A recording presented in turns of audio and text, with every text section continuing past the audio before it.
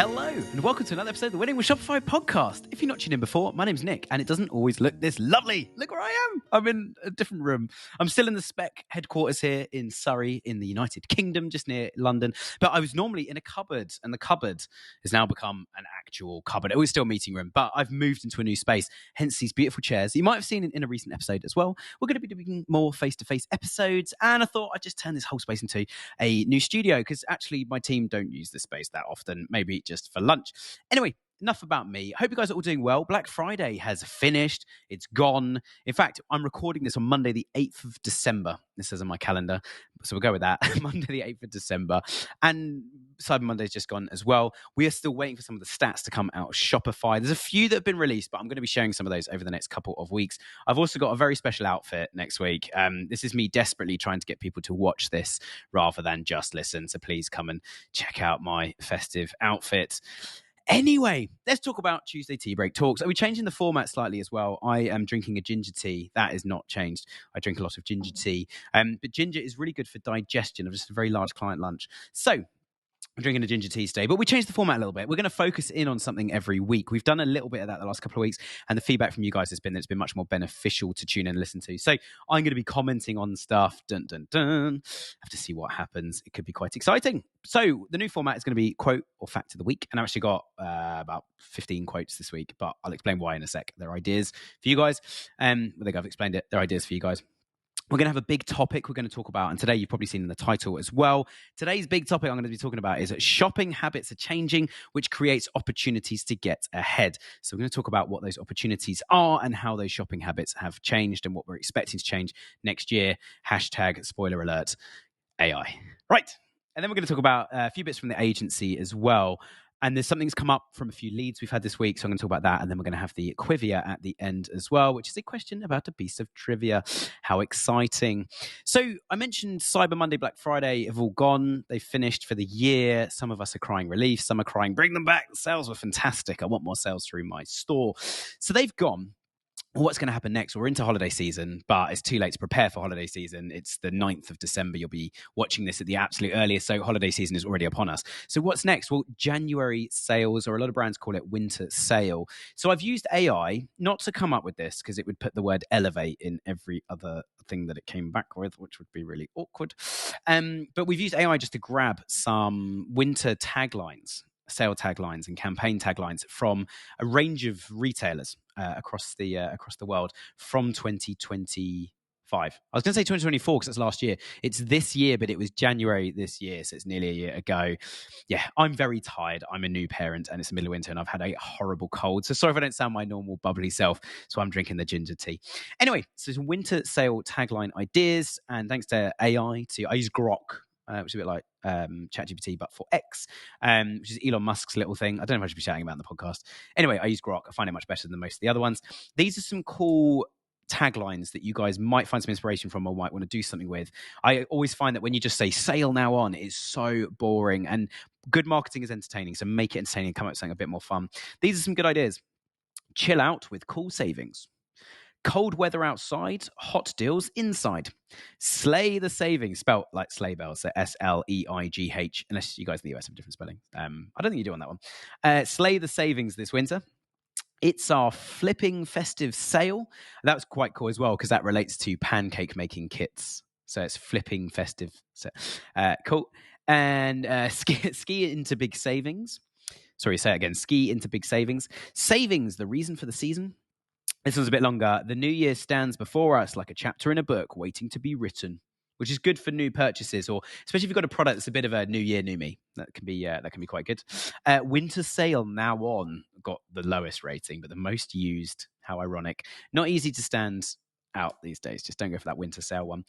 Big winter clearance sale. Again, quite boring. Bundle up and save big. Quite boring. Cozy up to these great deals. Cozying's quite good, especially if you've got a warm product. It's cold in the winter in the Northern Hemisphere. If you're in Australia, I find it so weird you guys out in Oz wearing Christmas hats and Santa hats out on the beach.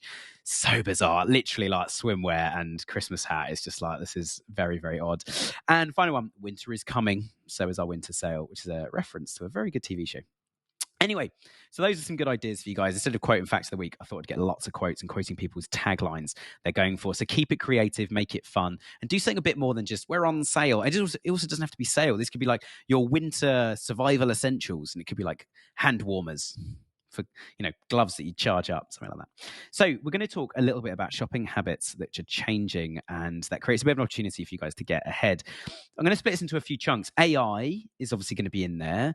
We're going to talk about video, which is quite interesting in more than one way. We're going to talk about authenticity, and we're also going to talk about something that was very popular a few years ago amongst retailers, and then it died a very quick and very painful death for a lot of people. Not everyone, but a lot of people.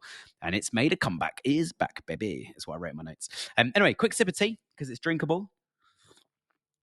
It's always a bit scary when you say that whilst you're being recorded, because then if it's not drinkable, you burn yourself live on camera.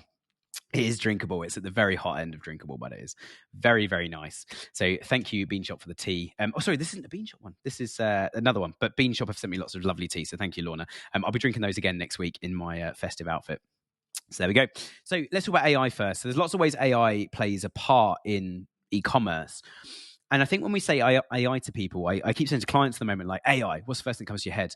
And they say ChatGPT. And I'm asking ChatGPT where to buy products. Other people say, oh, it's doing stuff in the back end. And that is exactly my point, is there are lots of different ways that AI is playing a part within the retail experience. The first one I want to talk about, which is specifically for marketing, is hyper-personalisation.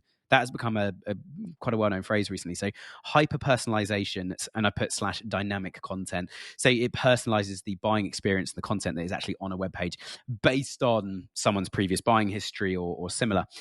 Second thing is finding products and trends quickly. So AI search on site can be used quite a lot, and people expect so much more from a site search. If you're using Shopify's default one or the default one on the site, or you go and search something on your site right now, and actually if the experience isn't very good, you're probably already losing people. You can set up a report in GA4 if it's not automatically coming through, where you tell it what the URL string is, so you can see how many people are actually using site search to decide how much of an issue is the site search.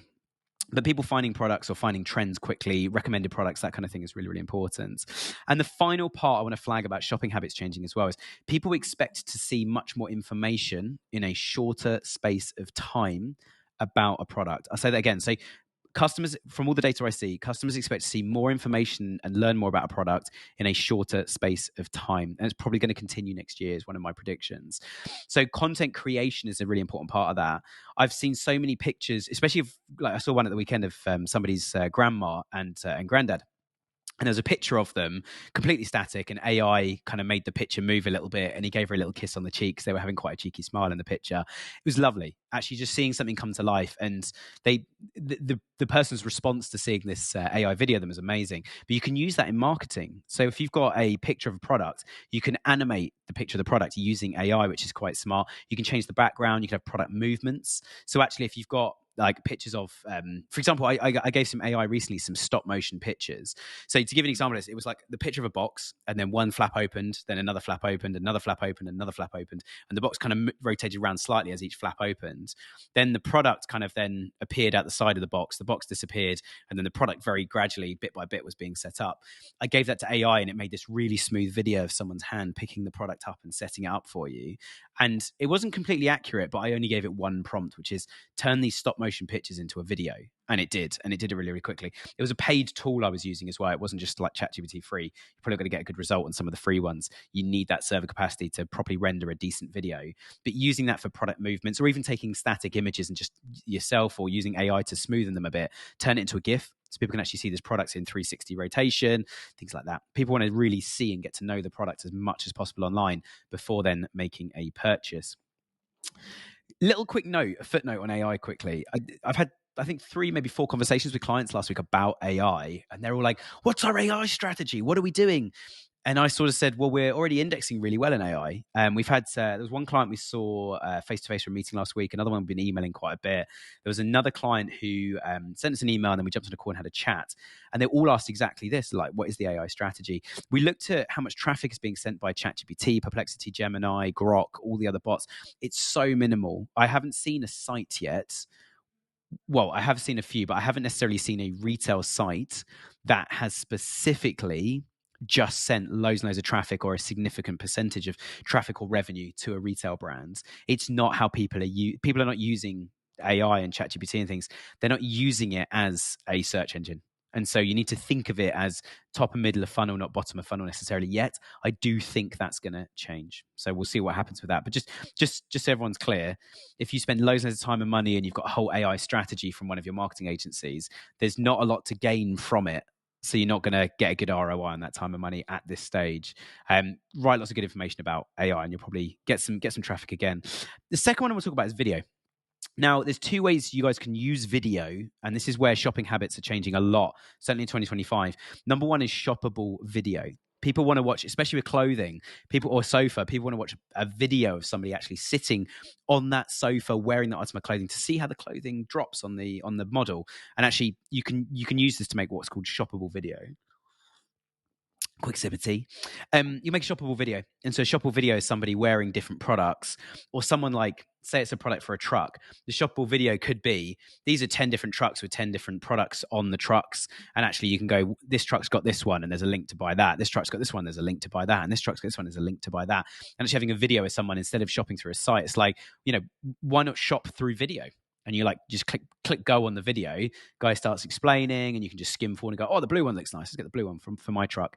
The second way you can use video, and again, shopping habits are using a lot of this now, is augmented reality. We actually get your phone and you have the product on your phone. Your phone then recognizes using it, because that's why they have multiple cameras, is to see the depth of field of the product in your room. So it knows how far away your room is and can get a rough measurement just by your natural movements of the phone. And then you can actually put the products like in your lounge or these chairs behind me and actually see what these chairs are going to look like in the room itself. I'm going to go and sit on that chair at the end when I say goodbye, just to show you guys it's a real chair. So many people have asked me today while I've been using this new setup on client calls, like, Nick, that's an amazing virtual background. Can you send me a copy? And I'm like, no, touch these trees. But anyway, if I did use augmented reality, we could use augmented reality to make this background. But no, it's a real background. Or this is going to be incredible after effects of me sitting in a chair without actually sitting in a chair. It's not. It's a real background. Authenticity is the key, is my third point here. So things that we've seen from running A/B tests, things that have driven more conversion in 2025 have been things, and it's happened more and more as the year's gone on, things like reviews, things like images on reviews and videos especially. I don't know about you guys, but I tend to buy products now that have 10,000 plus reviews on that product, so I can see lots of videos of people actually using the product. Totally trivia random product. I bought some lights for my garage that were USB-C chargeable. You literally just take two things off and you stick these two metal pads, and then the light magnetically sticks to the pads. It has a motion sensor, so when you walk by, you don't have to worry about light switches anymore. Why do I need that? Well, when I'm driving I open the garage door remotely on a thing, and I drive my car into the garage. And as I drive the car into the garage, each light comes on as the car goes further into the garage, and they cost like £20 each. But the reason I bought them is I watched videos and looked at pictures of how big these lights were, a video of how easy it was to install, and also pictures and videos of how much light was being let out by these things. And I thought, do you know what? I've got a decent sized garage. I'm going to need 3 of these. So again, that review content is getting so important across all of them. Unboxing videos are amazing. One thing I read a study recently, I can't remember where I read this, but they had tested with handheld products. So I take my glasses, which I take off because they reflect the lights in the studio. And these glasses, if you could have someone's hand holding these glasses, a hand, nearly everybody's got hands. I try to be inclusive here on the podcast. Nearly everyone's got hands, so you know how big your hand is. So you can say, right, the product in my hand is this size. I've even seen it where, like, for example, we work with a bed company. We also worked separately with a sofa company last year. I say last year, it's still 2025. This year, and working with them. And one of the biggest things we flagged when we first pitched was you have no people sitting on any of these products. So it's all very well going, it's 120 centimeters high, and you get a tape measure out, 120 centimeters. But if you see someone sitting on it, you just go, that's a great size sofa. Like, it's for I bought 2 new sofas for the office next door in the main room. And it was like, great, I've got a couple of sofas here that I can see people sitting on them. You can't fit 3 people on them, but I just want 2 sofas for 2 people each and a coffee table in the middle. And that's exactly what I got. So again, that photography isn't just in reviews, but the authenticity of someone holding the product, using the product, especially with motion capture of video or GIF or something, is fantastic. Now, the last point on my list, and I got a couple of other just small bits of news that are going on to do with Shopify. well, one's not news, one's that there's no news. Subscriptions. This is the thing that disappeared and died, and not for everybody, but for most people, but are making a comeback. The thing I've found more interesting with subscriptions in more recent months is I've seen quite a few brands where when I've bought the product, I was not offered a subscription. It was like, just buy this product. And it almost, I wonder if they've done an A/B test to say, if we don't offer subscription, more people just buy. So actually, if more people just buy, we're just going to sell more of them. And you know what? We'll talk about subscriptions later. We'll say, if you want to subscribe, your next one's half price. So if you've got a 2-to-1 ROI on Google Ads, you're basically saying we can do that to make profit on the first order or break even. We can do it on the second order, but now they're on subscription. So order 3 onwards, we're making money. It's really important to run your numbers on this. And other news then, things that are going on. Oh, sorry, I've got 2 examples in this as well. Sorry, I can't see without my glasses, you see. 2 examples. One is adding insurance to your product. That could be on a monthly subscription. The second one is extended warranty. A third one, which just jumped to mind as well, similar to the insurance, would be as if somebody pays them finance. Well, then you've got opportunities to message them about their finance every month. Say, your balance is currently this. And what you're really doing is going, remember us? You bought a watch strap from us. Do you want a glasses case or a phone case? All the other things that we do, as well as the watch strap that you bought. Again, any reason to engage with people is really, really important. We say that a lot on the show. Finally, other news. So Shopify is in code freeze, which is why there's been no more updates. And I put in brackets, boo. It's actually a really, really good thing from an IT technical perspective. You do not want to be rolling. It's called code freeze, and we're not going to change any of the features during Black Friday peak. A lot of brands do this. It's actually a good time as well, I think, for IT teams to start looking at like in processes and other stuff internally. I don't know if Shopify doing that. I'm not close enough to them, but they're in code freeze, which is why there's not really been that many updates. I think mid-November, I think it was like 18th, 19th of November was the last big update they did. However, they did a blog post the other day, and I've been keeping an eye on their blog, which is quite interesting. And one of the things they put on the blog is that the biggest day of the year for revenue is, this is not the Quivia, but have a quick think about that. We'll have another sip of my delicious ginger tea. Sorry, Lorna, I'll be drinking your tea again next week. It is delicious. So the biggest day of the year is not Black Friday. It's not Cyber Monday. It's nothing to do with any of that. It's not even 2 days before Christmas Eve, when most, I'm going to be really sexist as a man and say most men go and buy presents for wife. I once very embarrassingly on Christmas Day, I'll tell you the answer in a sec. But funny story, Christmas Day, my mother-in-law opened a product on Christmas Day, and I looked over and thought, oh no. And then I looked at my father-in-law and just muttered to him, Amazon gifts for her under £20. And he kind of nodded, looking very worried. And I looked down at the floor where there was another very similar shaped present for my wife. I was like, there we go. And fortunately, they're all very polite and said, how funny, you both got the same present. But we both know exactly what happened. Anyway, the busiest day of the year, not for everyone, but for a lot of retailers, the busiest day of the year by miles, and it's by quite some way, is Boxing Day. So although Boxing Day, no one's in the office, warehouses aren't distributing products, there's such an opportunity to be making sales. We have a lot of clients where we, in fact, pretty almost all of our retail clients, we plan Boxing Day in advance. And we as an agency, we get up early on Boxing Day. Well, not early, but Boxing Day by 9 a.m. We switched all the ads over. We have them automatically switching, and we've checked them all to make sure on Boxing Day we have all of our sales live. One of the clients we used to work with was a clothing brand, and Boxing Day equated to over 35% of their annual sales. What an anxiety for the entire marketing team, getting to Christmas Day and going, if we don't make 35% or more of our revenue tomorrow, we've not had a successful year. It literally was that important. It was very, very scary. So that's Boxing Day. Got a few other little bits. Just another thing that came up last week, this was a bit random because I hadn't had this for a while. I had 1 or 2 over the last few months, but we had not 1, not 2, but 3 brands. And you guys know who you are because 2 of you said you listen to the podcast. And one of you guys I'm seeing on Friday, so I'll see you guys then. I'm very, very much looking forward to this. But 3 brands reach out to us and say, we've been growing, and we've hit a shelf.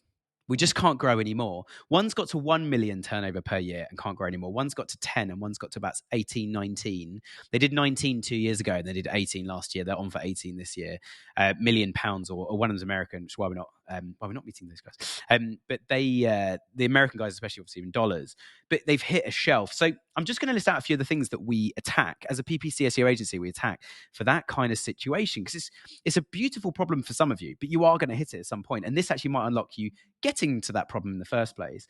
So some of the things we look at, number one is new markets. And that's not just geographic markets like Shopify. Shopify markets is incredible, by the way. You want to launch internationally, you must go on Google and type in Shopify markets, search, and click on the first result. Shopify markets Markets, obviously not the ads. Shopify Markets is fantastic. You want to use that for creating your international store. It's if you set it up correctly, it's very, very good for SEO and lots of other things as well. I might change my mind on it. If you're watching this in a year's time, I might change my mind. But when we say new markets, it could be that, which is actually my third point in here as well, it's an alternative use for the same product or a different way that people shop that product.